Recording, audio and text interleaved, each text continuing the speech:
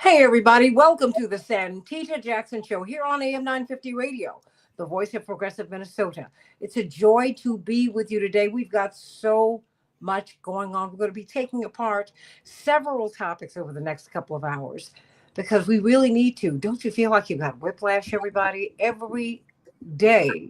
You start off with one big story, and in the middle of the day, there's another one. And by the end of the day, there's yet one or two more.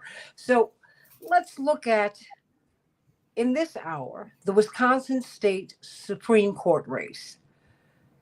It is one of the most consequential and one of the most expensive state races in our nation's history. Why is it that Elon Musk and so many oligarchs are pouring millions upon millions of dollars in this race? John Nichols from The Nation magazine will be telling us about that shortly. But first, I've got Professor Anastasia Sanat, a brilliant lawyer, and she is an adjunct professor at Roosevelt University in Chicago, teaching immigration law.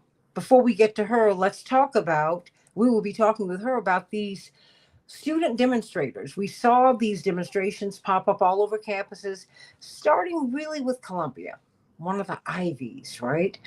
Really pushing back against what was happening and what has continued to happen in Gaza, the genocide. And so many of these young people have been threatened. Now they're being deported. Some of them had been denied their degrees, or their degrees were withheld for significant periods of time. And quite frankly, all you had to do was travel a little farther uptown in New York City. If you stayed on Broadway, because that's where you enter Columbia University. If you'd gone straight up, about 30 blocks or so, to the City University of New York, it was far more violent. But of course, it's a public school, and those parents are not as affluent. They're not, say, as publicly influential. But those students were physically accosted in ways that they did not accost the students at Columbia. But the Columbia students took and continue to take hits now. Many of them are being observed. They're facing deportations, and they're being apprehended by people who are masked, who may or may not identify themselves. It's a very, very unsettling and frightening situation that we're looking at in the United States today, and we've got to talk about that. So I want you to weigh in here on my Blue Sky account, santitajackson.bsky.social. I am on Facebook, the Santita Jackson and Friends Facebook page. That's the only place where I can get friends, everybody. Not the Santita Jackson page, but the Santita Jackson and Friends page. Please switch over. Please switch over and become my friend there. And of course, I am on X at Santita J, and I am here on the Santita Jackson Show YouTube channel. Everybody like and subscribe. Hey, Andre. Hey, Bernadette. Like and share, like and share, like and subscribe here, like and subscribe here. And let's talk about what's happening with these students. And interestingly enough, there is a Guardian report, and the headline is thus: a warning for students of color. ICE agents are targeting certain protesters, according to experts.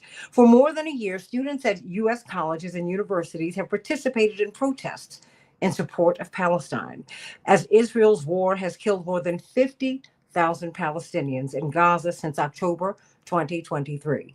Students have faced suspensions and expulsions over encampment demonstrations and other actions as schools crack down on participation in those protests. Now, at least 5 students and academics of color at U.S. universities have been targeted by immigration and customs enforcement, better known to all of us as ICE, as part of the Trump administration's ongoing push to punish non-citizens over their support of Palestine. Sameh Sise, a staff attorney at the Center for Constitutional Rights, said, quote, "What we're seeing is the use of immigration law to go after visa holders, permanent lawful residents, over their speech. President Trump is trying to suppress political speech that goes against what the administration wants. And despite white students," the article continues, "professors and academics also being heavily involved in these pro-Palestine protests, it is the people of color who have disproportionately faced sudden arrests and threats of deportation or had their visas revoked. Indeed, just last spring, Congresswoman Ilhan Omar's daughter, who is a student at Barnard, which is the male female component to Columbia, like Harvard has Radcliffe. Well, she came home from a protest and she had, I think, about an hour to get out of her dorm. She had to get out, out, out, out, out, out. So let's talk about this. What are the students' rights? Attorney Anastasi Sanat, now professor, adjunct professor at Roosevelt University, teaching immigration law. Now, we see Mahmoud Khalil is a green card holder. He is a permanent resident. And yet, these law enforcement officials, although initially he and his wife didn't know who had made their way into their apartment, burst into their apartment, they would not identify themselves. They just took him away. And then eventually, they didn't take him to New York or New Jersey. They took him down to Louisiana. But it took a minute, a day or so, to find out where he was. And these students are being apprehended by masked people. Masked people. In this heightened political environment, Attorney Sanat, excuse me, Professor Sanat, that's very, very unsettling. You Well, know. I mean, yeah, I think that what's happening is that ICE has changed their apprehension Mhm. type activities to cover themselves or conceal themselves because this is their Why? job. It's because it's their job, and now everything is being recorded. And if they have other jobs that they do besides just detain and um, process, for example, if they're doing undercover work, they can't be filmed. And sometimes these are high profile, for example, like the student that was walking, and she was in New York, I believe. Do you know which Mhm. one I'm talking about? There was a student that was walking. She was in New York. ICE agents surrounded her. They asked her who she was. They identified themselves as ICE agents and let her know. They let someone else come in and kind of assist her, but let her know that her time in the United States was no longer approved, and they took her into custody. She was shocked. She was scared. She was all of those things, which anybody would be. But I think the one thing that I think students and visitors, even permanent residents in this country, need to understand is at any time they can take and revoke their status. This Mhm. is permission that the United States government has given you for a certain period of time in order to do certain activities. And unfortunately, this administration has said, you've gone too far with the activities that I've seen. And because you've gone too far, I'm going to go ahead and tell my Secretary of State that has given you authorization to be here to revoke that authorization. And they are well within their rights to do so. But Because, the problem is this: they're targeting people of color, and they're targeting people who are supportive of Palestinians' rights. well, I The want to push what, back. what, They are what, also targeting what Ukrainians, and yeah, they're but not yeah, people of no, color. but no, no, no, but not they're not targeting them in the same way. We don't Uh, see them on the news, but they are being targeted. No, no, I know, but that more than 38,000 of them initially were brought to the United States. I mean, not to the United States, to Chicago. They're not being targeted in the same way. Historically, we have treated people who have supported Palestine very differently. It's being amplified now. And the fact is, they are targeting people of color. There is no equivalency here, with all due respect. That's not what I see. And, and because we don't treat the issues the same way. And so my question is, while, we allow people to come here, there's no question. There's something about this that just doesn't smell right. Uh, I mean, they're target lists Professor. for a lot of different things. When you prioritize people that you want removed from the country, it becomes what we call, in general speak, right? Mhm. Target lists. And that's the truth. Yeah. Why, if there's 12 million people out there and we're looking for people who have committed certain crimes, we're going to prioritize what crimes we're looking for. If we're looking for people that have been accused of sexual assault or, other types of more serious and violent offenses, they are definitely targets. If they're considered high level traffickers of labor, sex, or drugs, of course they're going to be on a target priority list. Same with these students. These students obviously are not being picked out of thin air. These students have probably been activists while they were here getting their academic studies accomplished. But they have not been violent. See, the thing is, It's not when about people, violence, it's about the message. If they no, want no, to control the message, that's how you control the message. You yeah, get but people that are speaking out of the country. yeah, but no, but what I'm saying is that is un-American. When we keep talking about American values, We're not talking about they, Americans. no, no, no, I am though.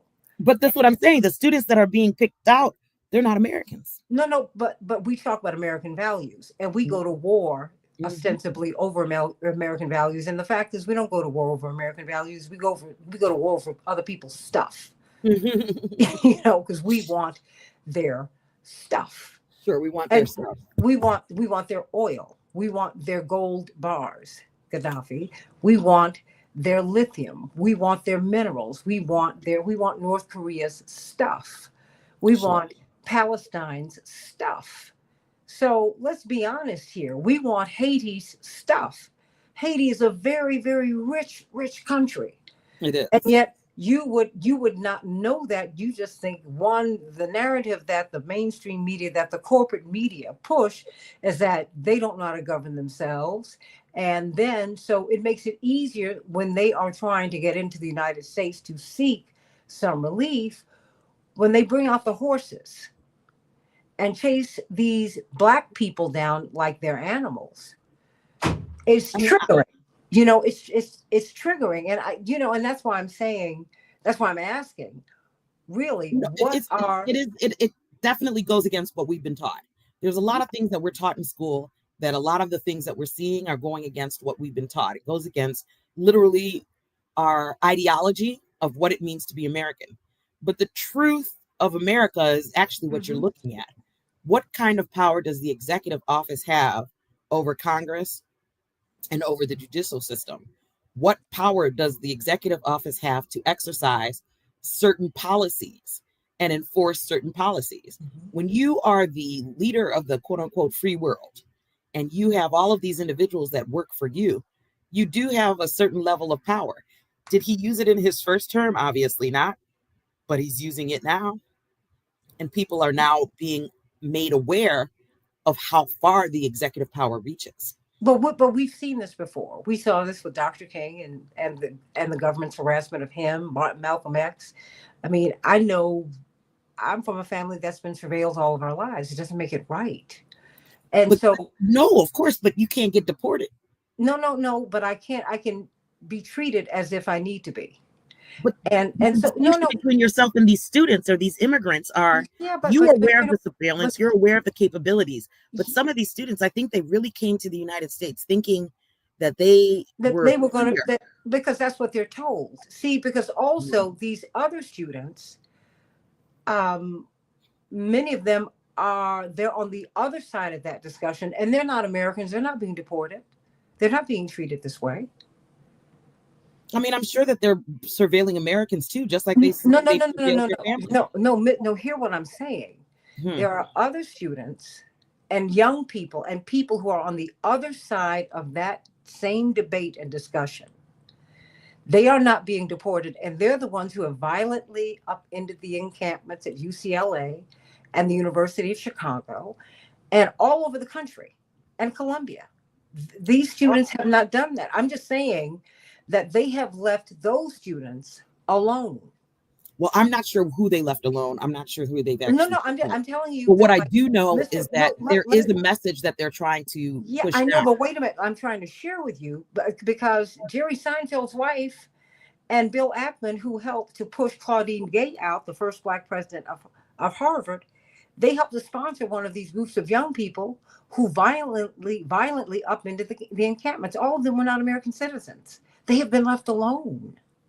I mean, were they charged with any crimes? No, they have been left alone. If they Why? were charged, they have magically they've been left alone. But But why? not these kids who not you answer the question, or maybe That that's something I was that trying to answer the question. no, no, I'm just saying to you, I'm clear on the answer. I'm trying to ask you, what are your rights? I'm not, because I mean, I when know you are what's here in the happening. United States, you Well, are one at the moment. mercy of the What I'm United saying States is, I government. know this is not right, because they're targeting people on one side of the discussion. Hmm. And what I'm trying to find out from you is, do they have any recourse? No, they don't. Okay.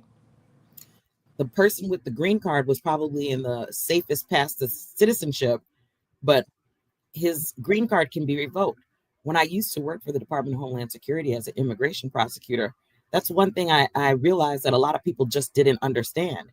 Just because you've had a green card since you were 3 years old or since you stepped foot in the United States, if you don't take that pathway to citizenship, you will always be at the mercy of whatever happens in your life and whatever the United States government chooses to do. There was a case that I handled. I think I've talked about it before, but he was a veteran, an army veteran. He was from Mexico. He'd had his green card, I think, goodness gracious, since he was like 8. And he had got caught up in selling drugs, and he went to jail for that. But then after jail, he thought he was going to be free, but in reality, since he had never took the time to become a citizen, we ended up deporting him. He got removed to Mexico. He tried to say that because he was a army vet for the United States Army, he would be, harmed or tortured.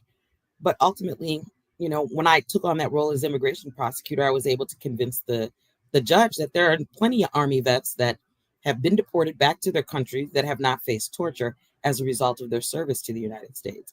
And I thought and I believed he would not face that. And in fact, he did not. Governor Rauner was in office for Illinois, excuse me. Mm-hmm. Illinois Governor Rauner was in office at the time, and he had requested a pardon for the state case. And Governor Rauner said no. But then Governor Pritzker came in and he had granted the pardon. By granting this person the pardon, he was then able to leave Mexico, come back, get his green card, and become a citizen. But had all of those dominoes not impacted, him even having served as a U.S. military personnel, a veteran, we're still willing to do it. So no, there is no recourse. No, you can't come here and think that you're American. You're just not. You Well, need no, to no, act not even accordingly. thinking that you're American. They're clear that they're not. But America sells itself as a beacon of freedom, a beacon of free speech, a beacon of human rights. Indeed, we consider ourselves to be the arbiter of human rights for the world. Although we also know, practically speaking and actually speaking, that that is not true. And they come here and they are shocked. I don't know why. No, If you go well, to a car dealership, they're going to tell you this is the best car for you. They're going to give you all the mm, bells and whistles. They're going to say all these things, but the minute you drive it off, it depreciates in value. yeah, I but no, mean, that's no, what but America does. They're in the business of no, no, but selling an we're idea, also selling an we're in the image just to get you here. Then once you get you here, it yeah. depreciates in its value. Yeah, but we are also in the business of overthrowing governments, and we tell American citizens that we're overthrowing them to save democracy, and we know, and it's very clear that that is not true.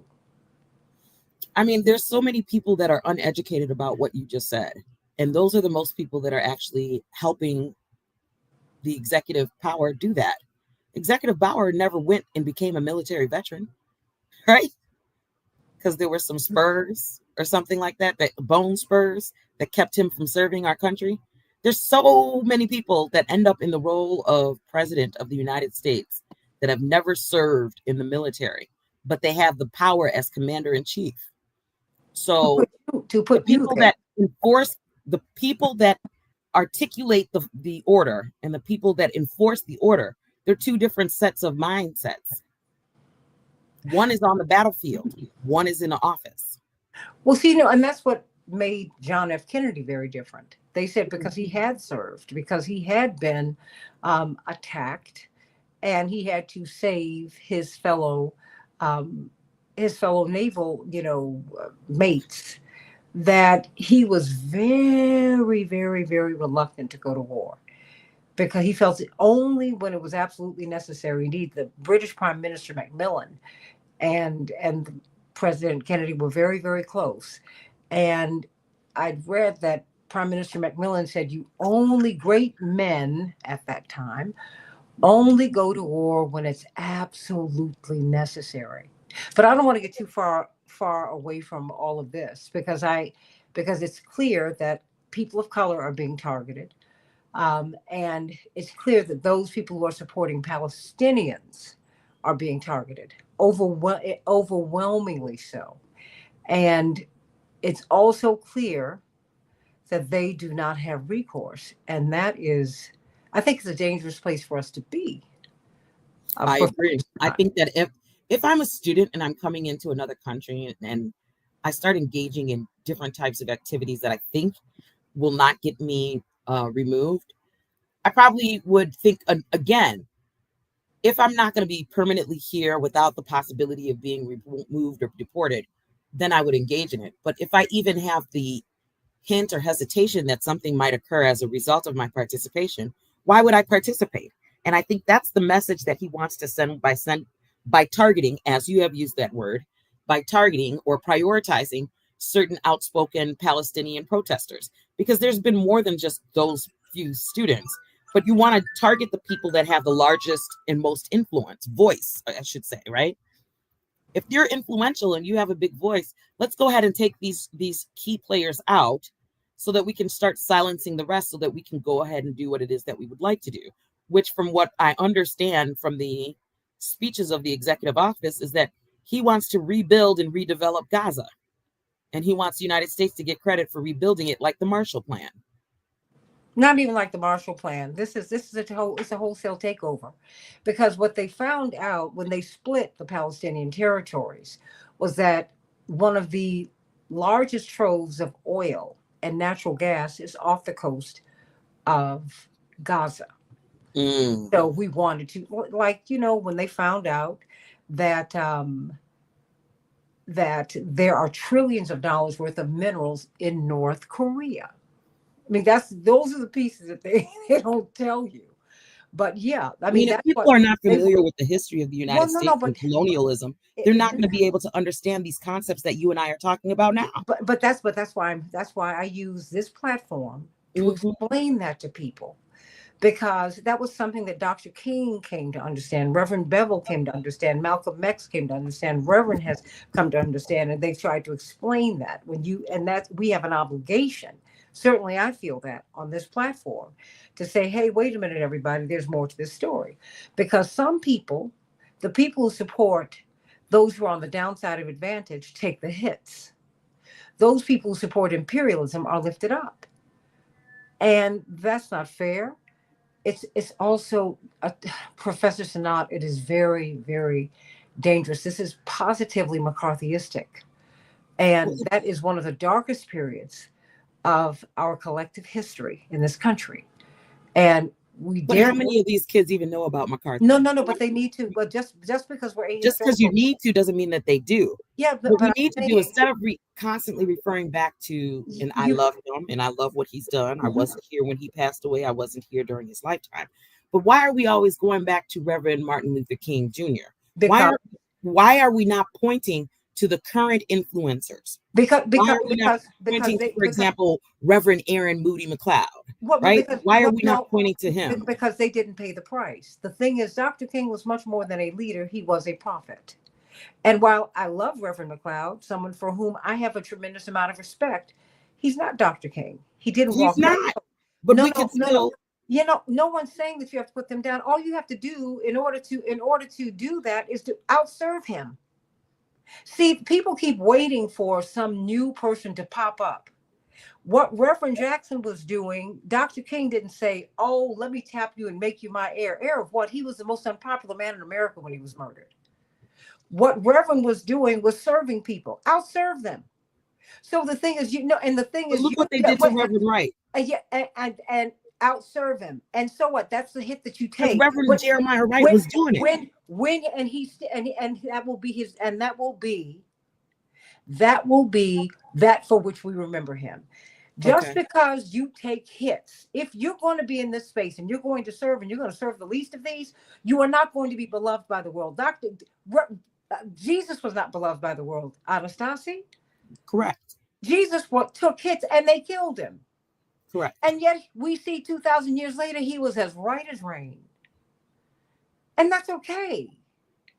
But the thing is, you got to call wrong out when you see it. And wrong is wrong is wrong is wrong. What do they say? Right is right if it's in the trash can, and wrong is wrong if your mama does it.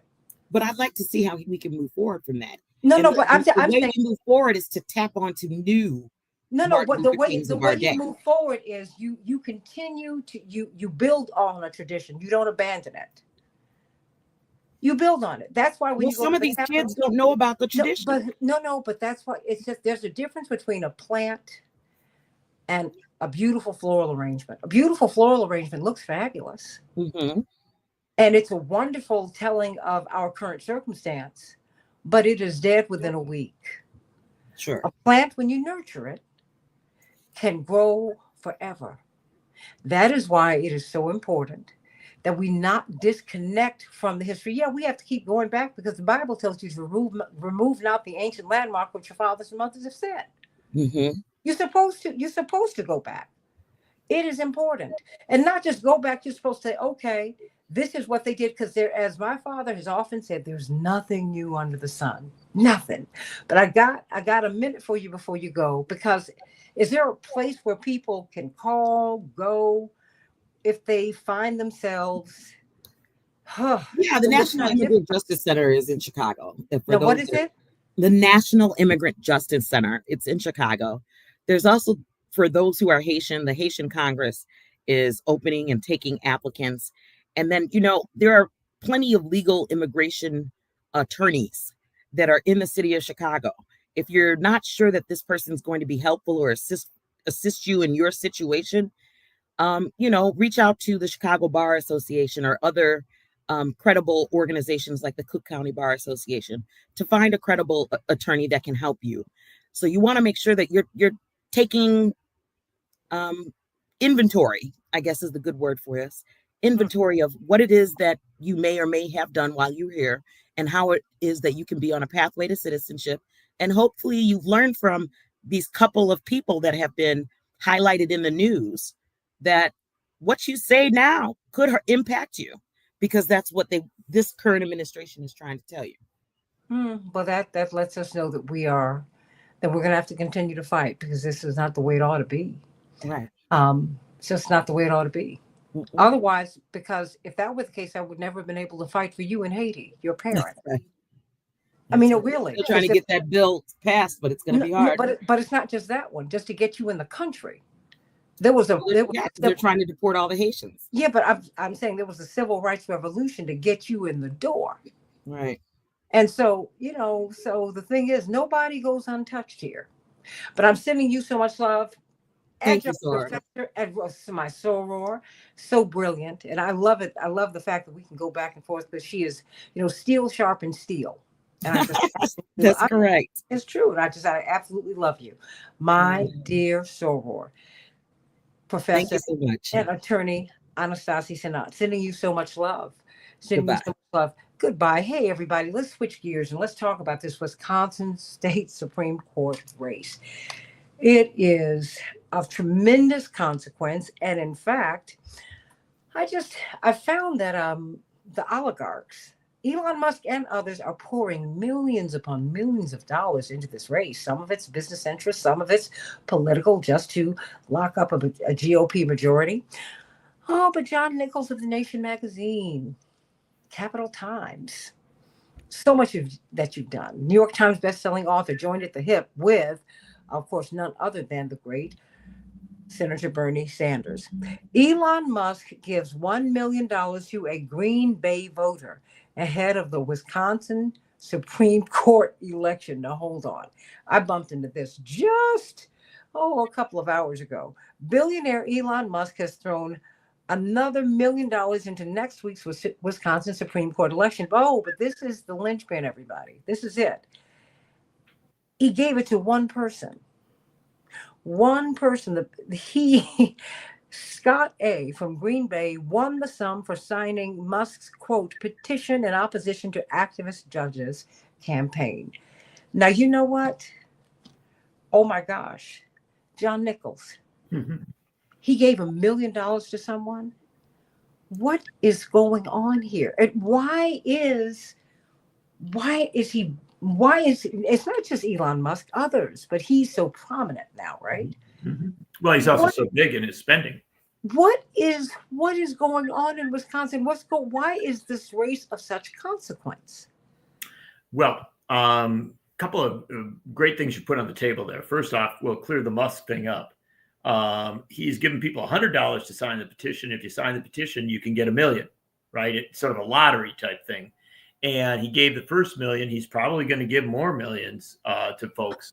And technically, that's not telling people how to vote, so it doesn't come off as an exact officially as a bribe, but it certainly looks like an effort to influence the race. And then if we put that to one side, then the race itself, and why is Musk so obsessed with it? Why are people all across the country so focused on it? Well, you know, because you've broadcast in Wisconsin forever, and you know a lot of Wisconsinites, that Wisconsin's a battleground state. It's the ultimate battleground state. And of the last 7 presidential races, 5 of them have been decided by under 30,000 votes in Wisconsin, right? So this is a deeply divided state. We also have a deeply divided state Supreme Court. Currently, it has a 4-3 progressive majority. One of the progressive justices is stepping down, and whoever wins this race, either the conservative candidate or the progressive candidate, will decide the balance of the court. If the progressive wins, it will remain a progressive court. If the conservative wins, it will become a conservative court. Why does that matter? Because this court is incredibly powerful, and it rules on issues like abortion rights, labor rights, and perhaps most critically, voting rights. This is a court that decides whether the Wisconsin legislature is gerrymandered, whether congressional district lines are gerrymandered. It has a tremendous amount of power to decide whether efforts by Republicans to make it hard to do souls to the polls or something like that are acceptable or not. And so at the bottom line, this is a very, very powerful court, and it is understood by people not just in Wisconsin, but nationally, that control of this court has consequences for our politics, right? How you draw those congressional district lines, things like that. Finally, it is the first big test of where we're at politically in the Trump era. And so Musk, who is very, very loyal to Trump, and in fact, central figure in the Trump administration, has clearly decided to pour money in.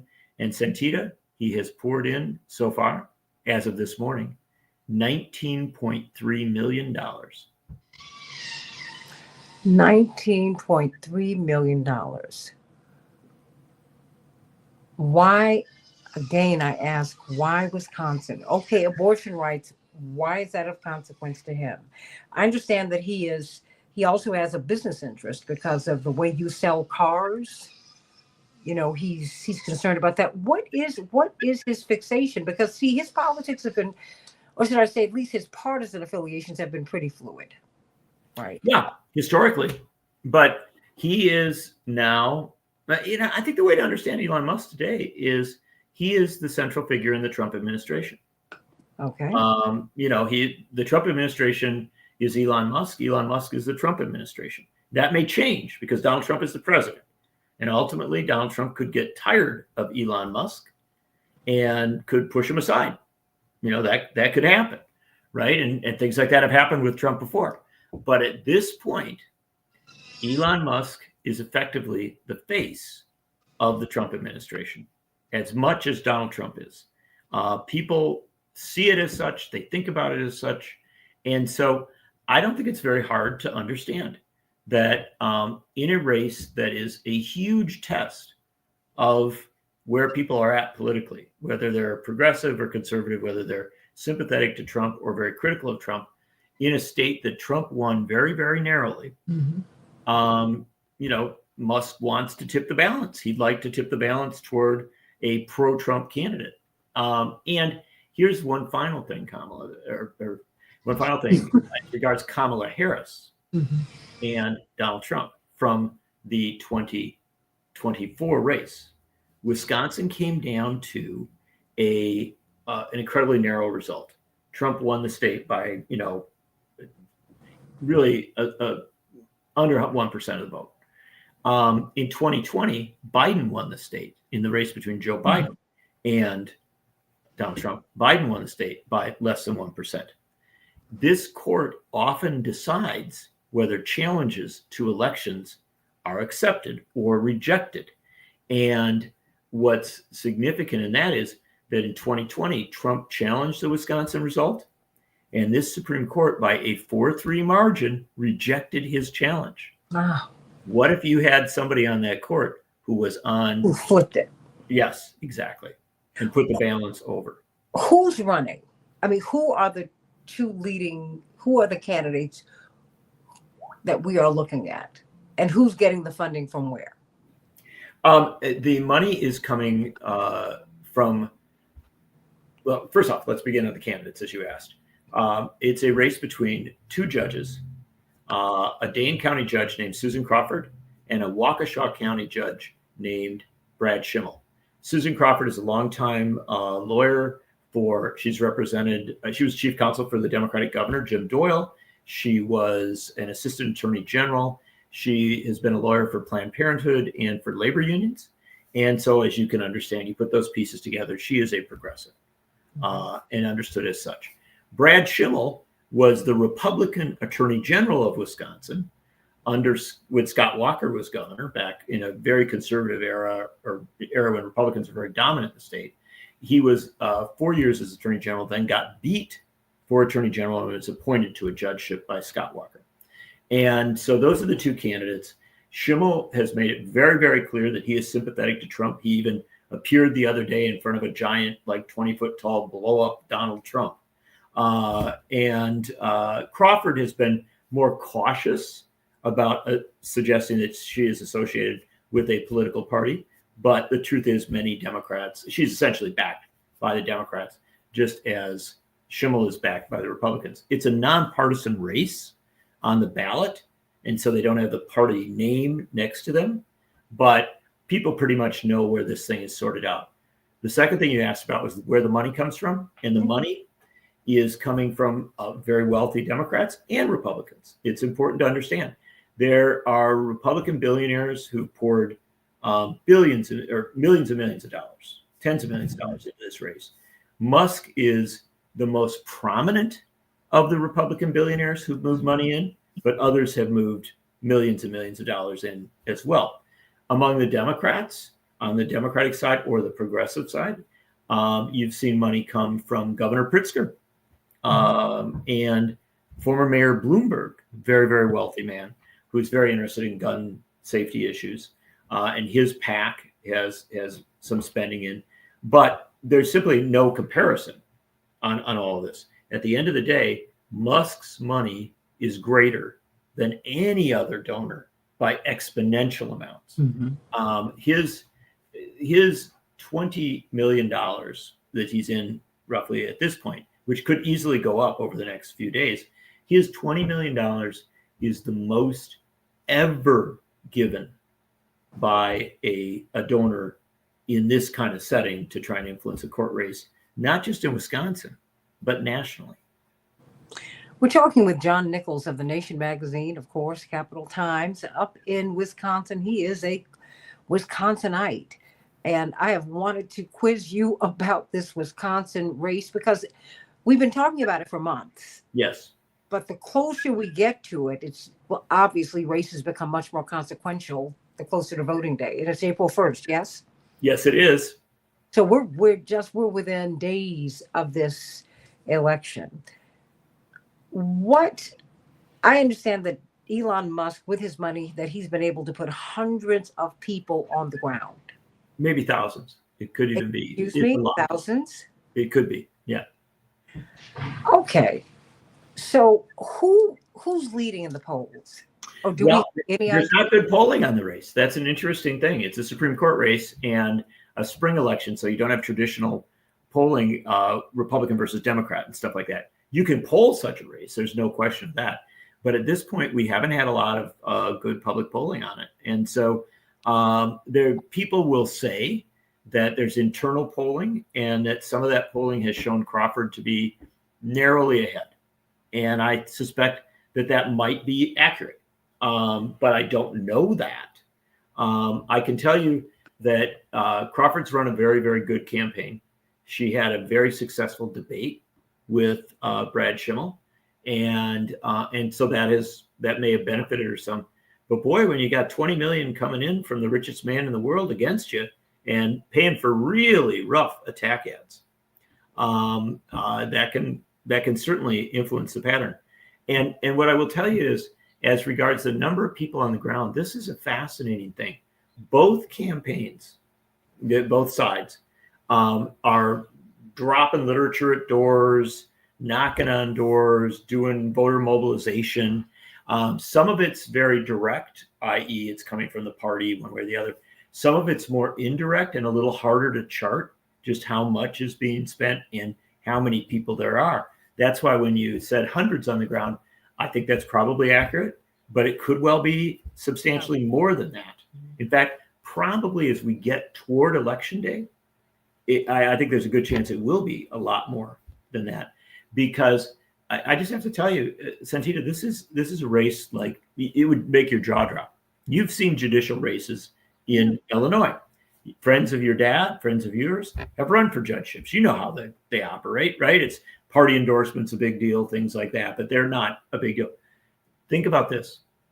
This race in Wisconsin will ultimately, with all the spending, cost probably, we don't know for sure because it's still a few more days, but there are analysts who say it will go over $100 million. We used to run presidential campaigns for under 100 million, right? Mm-hmm. So just imagine where we've gotten to in this race.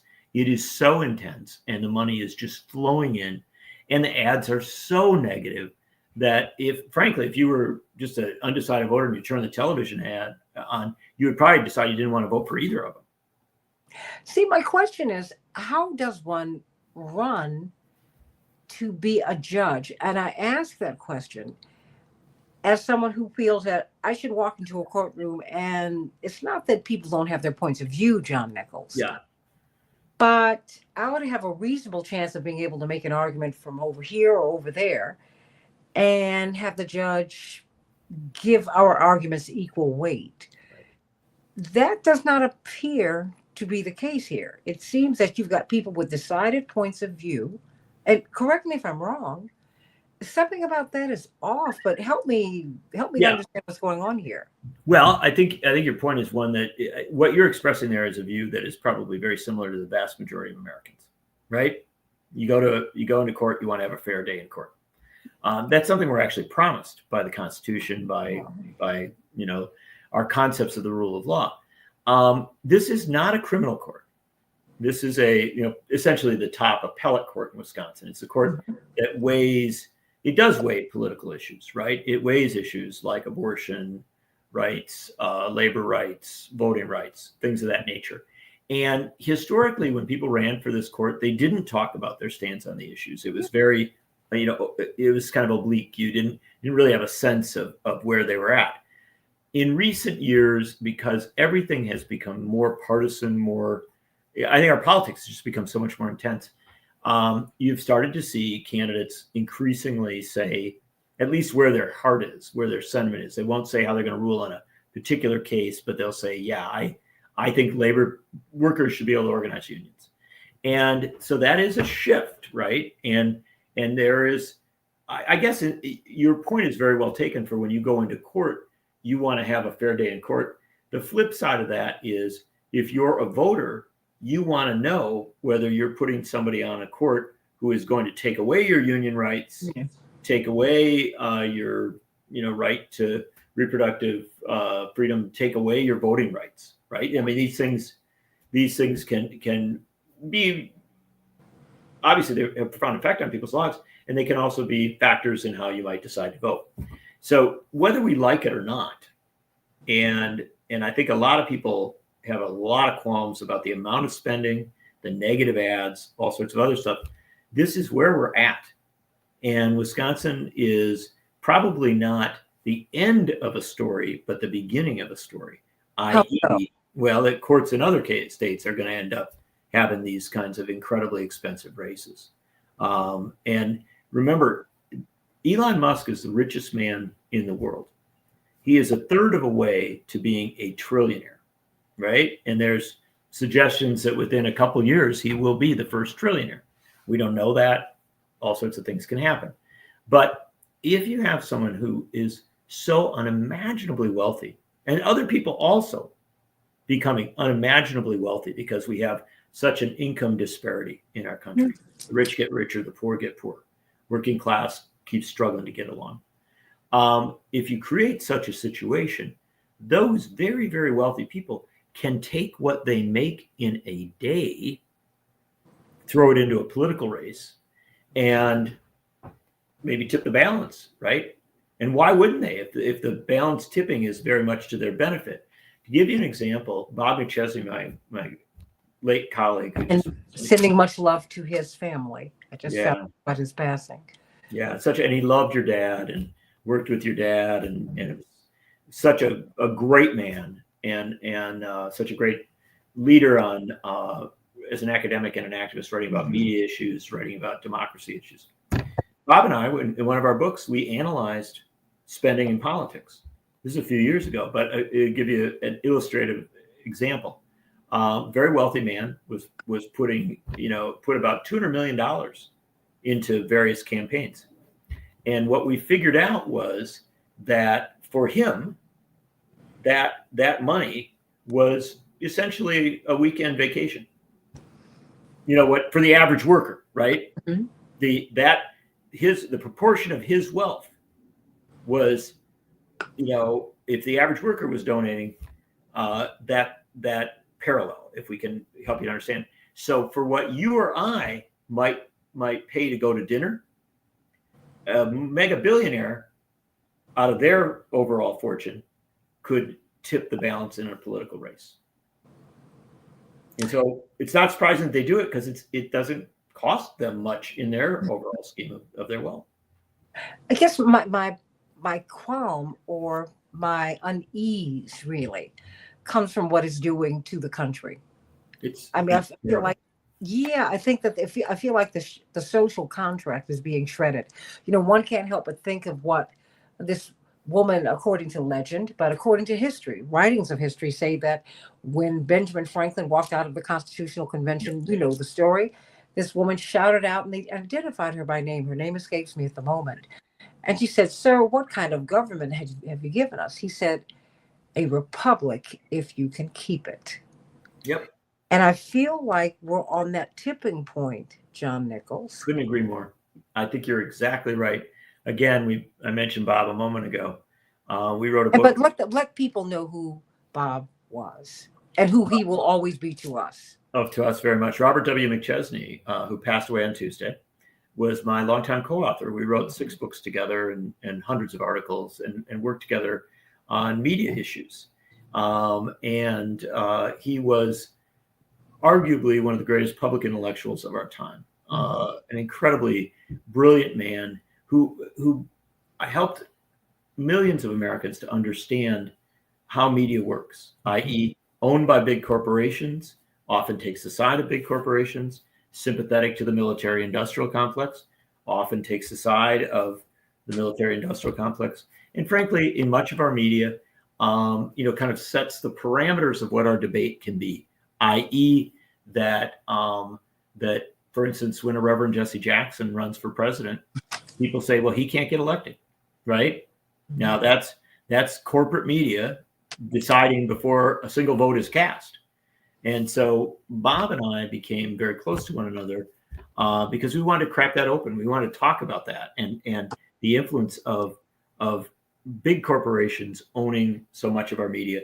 Now the influence of tech billionaires owning. And if I may say, at that time, that was not part of the discussion.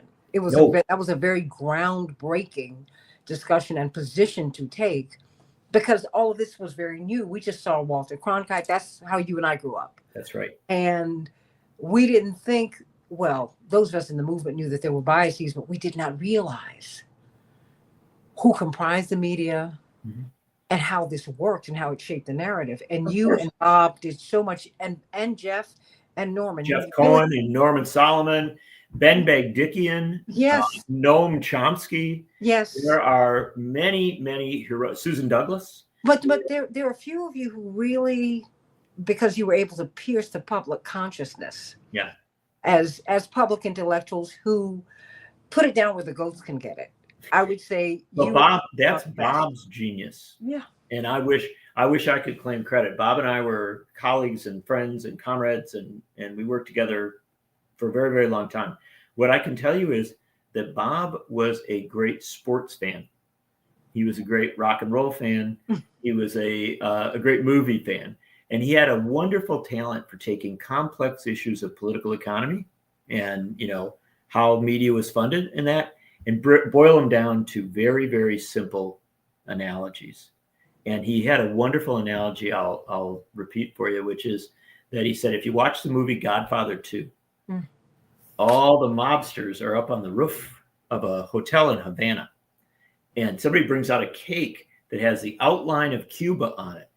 And they start cutting up the cake and saying, here's your piece. Here's your slice of Cuba, right? You get to run the rackets, or you get to run this thing, or you get to run that.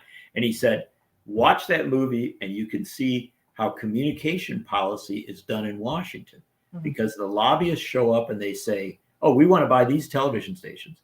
And the FCC says, oh yeah, go ahead, you can do it, right? And so things happening behind closed doors in our name, but without our informed consent, define the shape and character and scope of our media.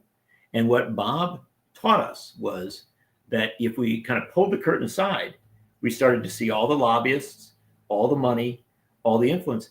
And then we started to understand that those biases are not personal biases. They are biases of interests that want to achieve a certain result, and the result they want to achieve benefits them rather than the great mass of people in democracy. Very simple concept. Once you understand it, you start to look at media entirely differently.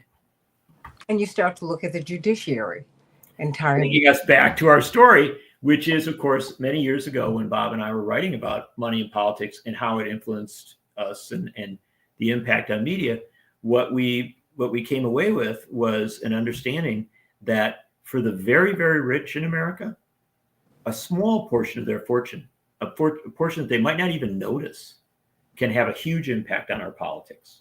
And when an Elon Musk puts $20 million into a court race in Wisconsin, that's going to have an impact. There are no guarantees how it's going to turn out. This is a close, hard-fought race in Wisconsin. But boy, I can tell you that if you understand sort of the dynamics of money in politics, you start to begin to have a much better picture of what's going on. And I always go back, again, talking about these money and politics issues. I always would suggest to you, because you and I we have history, right? And we both have great regard for a man who ran for president twice, Reverend Jesse Jackson. Well, we were in those campaigns. That's how we met. Our regard is rooted in reality, and your regard is rooted in a deep person, obviously your family relationship. But what I will tell you is this: just ask yourself this simple question. If the Reverend Jesse Jackson had had the same amount of money as the candidates he was running against, what would have happened? I have enough faith in America. I love this country enough to believe that if he could have been heard at that level, we could have overcome so many barriers. And I think he might have become president of the United States. Well, we saw that when he spoke at the Democratic Convention the first time, July 17, 1984. It was the first time in his more than 20 years of ministry at that time that the country and the world heard him without a filter. That's right. And he was able to double his vote total in 4 years. And that speech he gave 4 years later at the convention, which is maybe the best speech ever given at a political convention, that incredible transformative speech. Reverend Jackson did not choose to run for president again, but if he had, I mean, I just think that exponential growth, that removing the filter and being able to be heard, who knows where things might have gone in America, what a different country we might be. And the same is true for Bernie Sanders. The same is true for other folks. At the end of the day, we have a problem with money in politics. And this goes, we've deviated some, but it goes back to your core question.